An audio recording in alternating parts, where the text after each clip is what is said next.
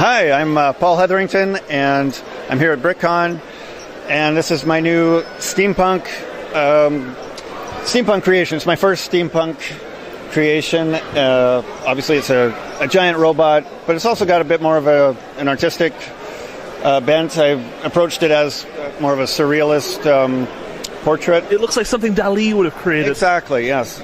Yeah, checkerboards is kind of my personal theme pattern. Like, if you look back at a lot of my mocks, I have a lot of checkerboards, but in this case, the checkerboard actually has meaning. Like the quote, I wrote a quote for this, and it's, as the sands of time erode the checkered past, the heart beats to emancipate itself from its chains to find love.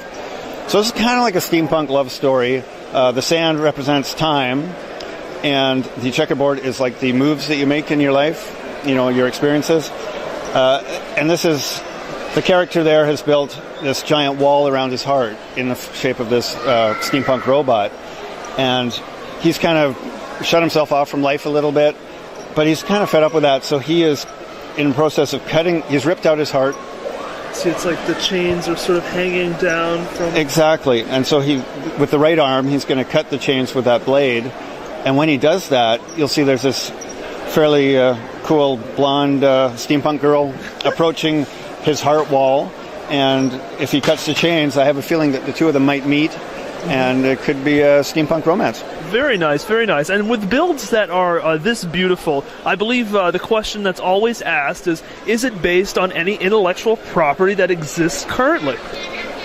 No, it's based on my heart. That is awesome. And yes, so it's basically my my creation.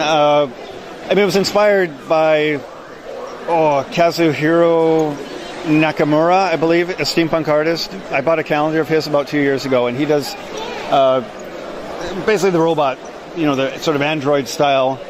And so I wanted to do something like that. So that was kind of the inspiration for the robot, although it ended up looking a bit different from what he does.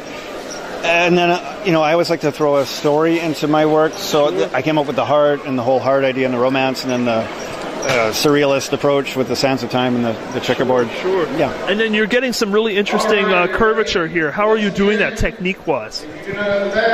Magic.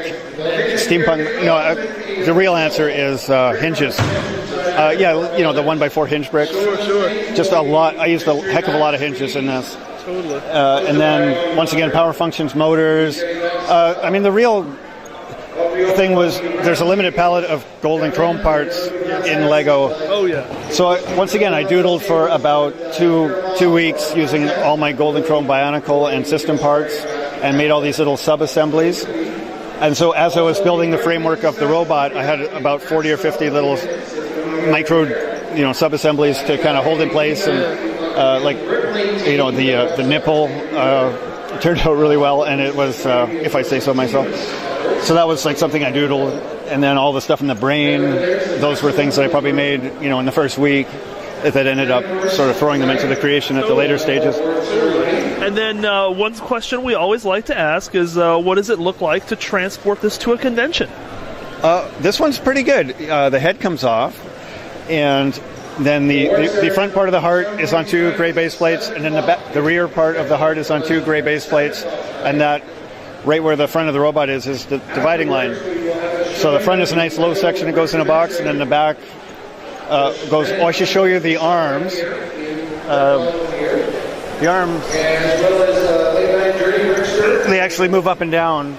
There's these big panels on the back, so it could be automated. That's really slick. Yeah, thank you. I specialize in slick.